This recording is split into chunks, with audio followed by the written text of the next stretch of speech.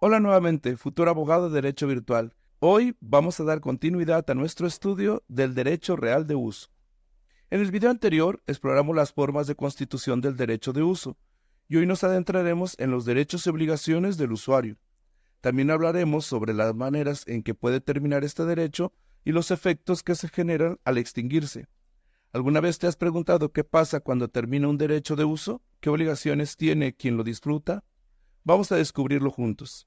Empecemos hablando de los derechos y obligaciones del usuario. Como recordarás, el derecho de uso permite a una persona disfrutar de un bien ajeno, pero solo en la medida en que satisfaga sus necesidades y las de su familia. A diferencia del usufructuario, el usuario no puede explotar económicamente el bien, sino que está limitado a usarlo para beneficio personal. Imagina que Fernanda tiene el derecho de uso de una pequeña casa en la Ciudad de México. Ella puede vivir en la casa con su familia y disfrutar de ella, pero no puede alquilar una habitación a un tercero para obtener ingresos adicionales. ¿Te das cuenta de la diferencia? Este es un aspecto fundamental que distingue el derecho de uso de otros derechos reales como el usufructo. El Código Civil Federal establece que el usuario tiene derecho al uso y el disfruta de los frutos de la propiedad, pero solo en la medida en que estos frutos sean necesarios para él y su familia. Así lo dice el artículo 1057. Es decir, si Fernanda tiene derecho de uso sobre su huerto, puede recolectar las frutas y verduras necesarias para el consumo familiar, pero no más. No podría, por ejemplo, venderlas en el mercado. Este derecho se ajusta a un principio de proporcionalidad que asegura que el bien sea utilizado de manera justa y no se aproveche en exceso. Ahora pasemos a las obligaciones del usuario. La principal obligación es utilizar el bien de manera responsable y conforme a su destino. Por ejemplo, si Ricardo tiene el derecho de uso de un vehículo, no puede usarlo como taxi para ganar dinero, a menos que así haya pactado con el propietario. Además, el usuario debe encargarse del mantenimiento del bien. Si volvemos al ejemplo de Fernanda con la casa en la Ciudad de México, ella tendrá la obligación de mantener la casa en buenas condiciones, realizando reparaciones menores y asegurándose de que no hay daños. Sin embargo, el usuario no está obligado a hacer grandes reparaciones a menos que se establezca en el contrato del acuerdo. Una pregunta interesante es, ¿qué sucede si el usuario incumple con estas obligaciones? Si el usuario causa el daño al bien o lo usa de manera que no corresponda a lo acordado, el propietario puede solicitar la terminación del derecho de uso.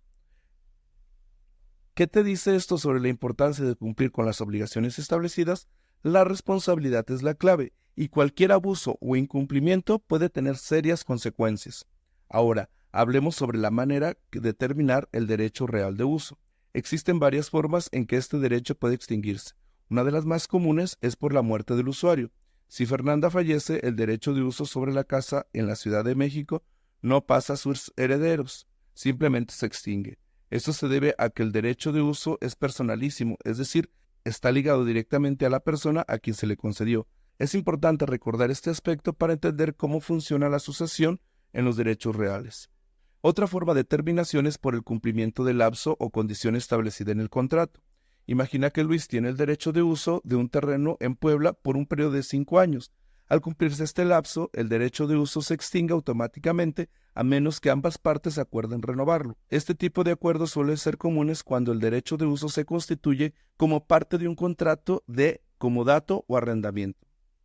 Además, el derecho de uso puede terminar si el bien sufre una pérdida total. Por ejemplo, si la casa en la que Fernanda tiene el derecho de uso se destruye en un incendio, su derecho de uso sobre la casa se extingue automáticamente. Este es un caso típico en el que la extinción del derecho depende de la pérdida material del objeto sobre el cual se constituye el derecho. El derecho de uso también puede exigirse por renuncia del usuario. ¿Qué significa esto? Significa que el usuario puede voluntariamente renunciar a su derecho. Imagina que Ricardo, que tiene el derecho de uso de un vehículo, ya no necesita el auto y decide devolverlo al propietario. Esta acción debe formalizarse, idealmente por escrito, para evitar cualquier tipo de conflicto o malentendido en el futuro. Ahora, consideremos los efectos de la terminación del derecho de uso. Cuando un derecho de uso termina, el bien vuelve completamente a manos del propietario, quien recupera todos los derechos sobre él. Por ejemplo, una vez terminado el derecho de uso de Fernanda sobre la casa de la Ciudad de México, El propietario puede decidir vender la casa, alquilar o incluso constituir un nuevo derecho de uso sobre ella con otra persona.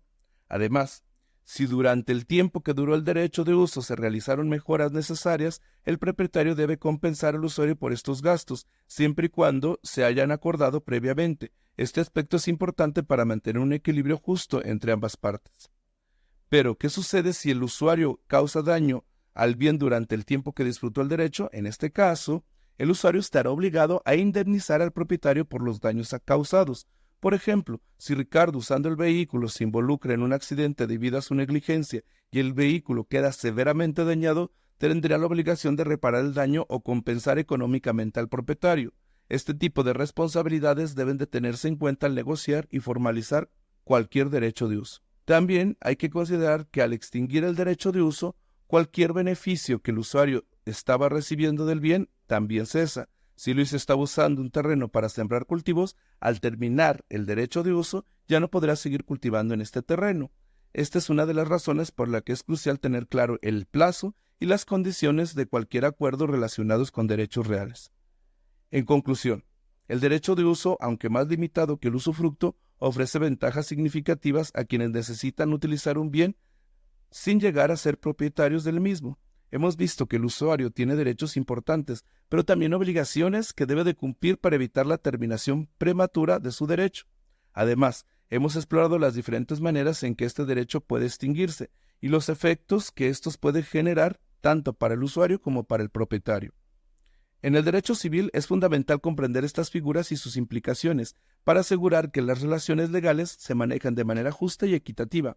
Espero que esta lección te haya ayudado a entender mejor el derecho de uso y que te sientas más preparado para aplicarlo en el contexto legal mexicano. Nos vemos en la próxima lección en Derecho Virtual. Hasta pronto.